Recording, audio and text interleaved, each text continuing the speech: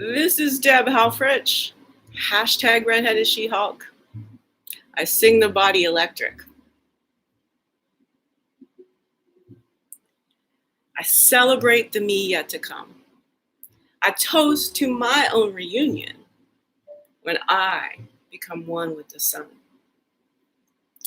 It's interesting that sort of anthem of fame just came pouring out of me.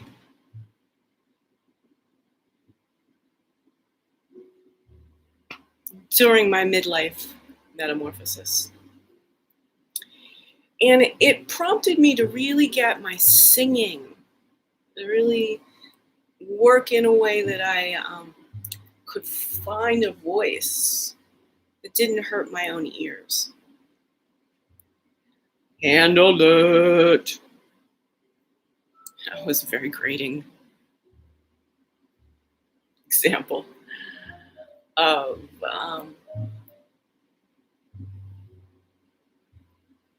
the creativity in which I've learned a lot about accelerated adult learning, in which I've learned about, if you want to learn to sing, why not put on your favorite tunes?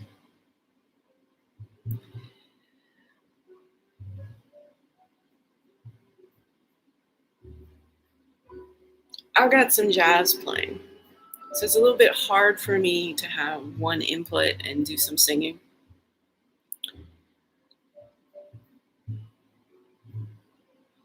Bioelectricity, singing our body electric, electrifying all of the afferent communications throughout our body through dance. This is a tribute and a pitch to Ms. Debbie Allen. I've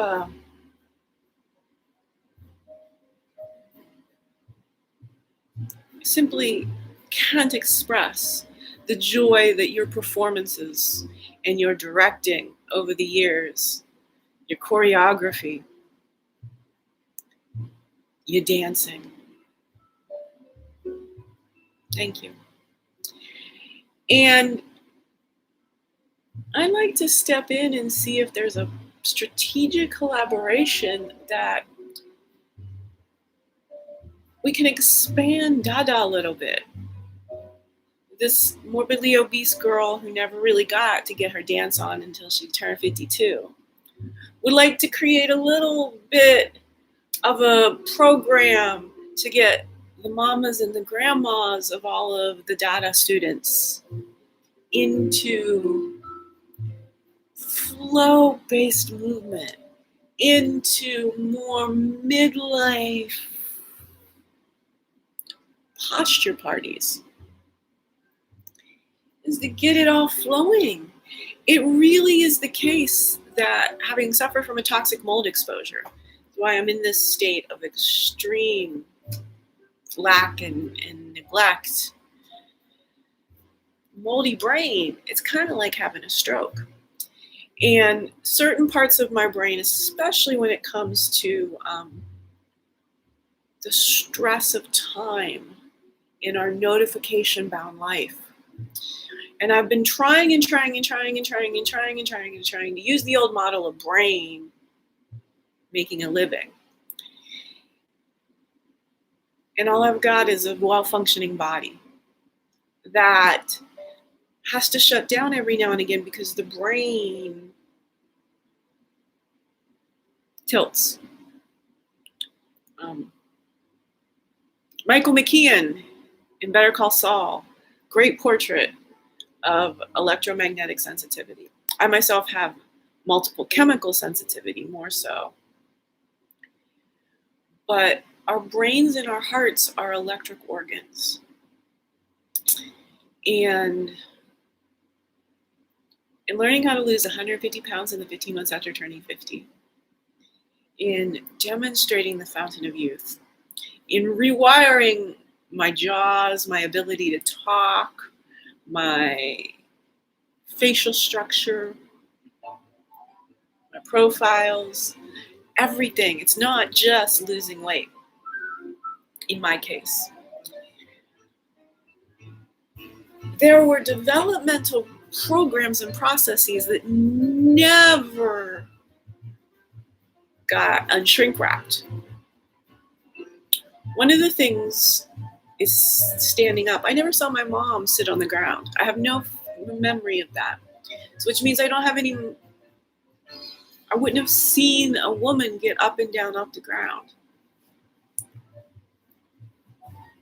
I'm constantly, no matter now that I've lost half of myself, I'm still needing to have my head looking down and to hold my head as close to the ground as possible when I'm standing up.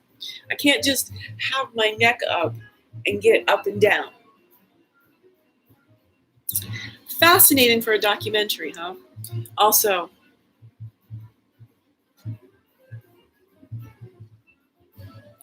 getting the eyes.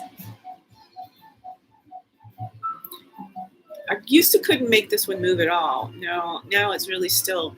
This one goes first. Try to keep this one open.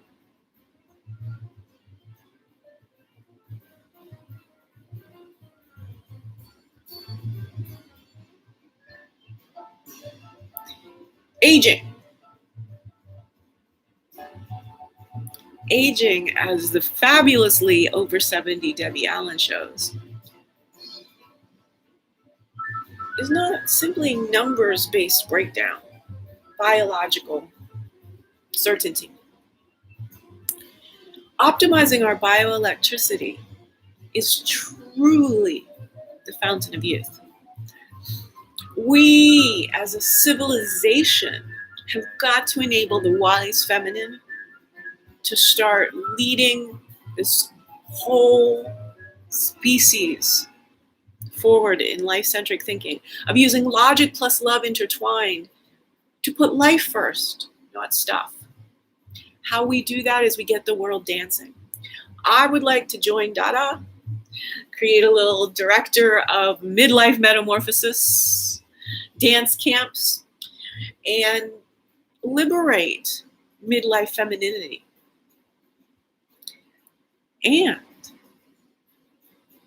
think about getting Ms. Lydia Grant to run a campaign to bring dance into corporate America. Everyone's now getting in the monks and the mindfulness. But nap time, necessary as it is, just good to turn off. It's good to bring the brain down. But when you want to accomplish things in the world of 2021, you need to be actively engaged in all your creativity, not in this is how it's always been done. Precedent left Earth during March 2020. We're in a world of entirely new questions. And as the founder of #WellbeingPhilosophy, I spend a while getting my dance on, getting my stand-up philosopher on, having some Socratic dialogues with Dave Chappelle.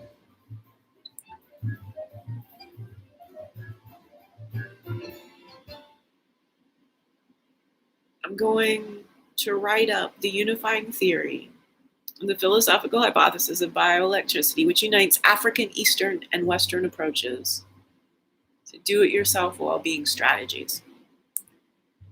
I'm a philosopher, not a doctor. I don't want to spend time going down into a specialty. I respect the people who do that. But when you're focused on, you're a kidney doctor, do you notice the similarities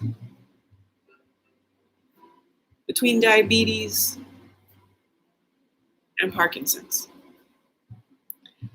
I'm pretty sure that morbid obesity should be regarded as a Parkinsonism. Parkinsonism. It's not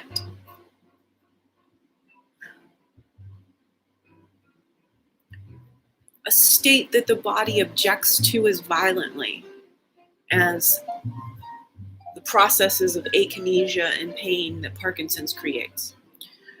Putting on weight is an evolutionarily advanced procedure for enabling a human to be able to migrate. I mean, I know why the Buddha is so chubby. Think about it. We all know, went off to the cave, did a little Walden ponding and whatnot. Back in the day, back in the Himalayas, he was not having Amazon boxes for his every need. The larger people were the migrators. We had enough onboard nutrition. Ms. Debbie need to be finding berries and nuts every few hours. I walk 2-3 days.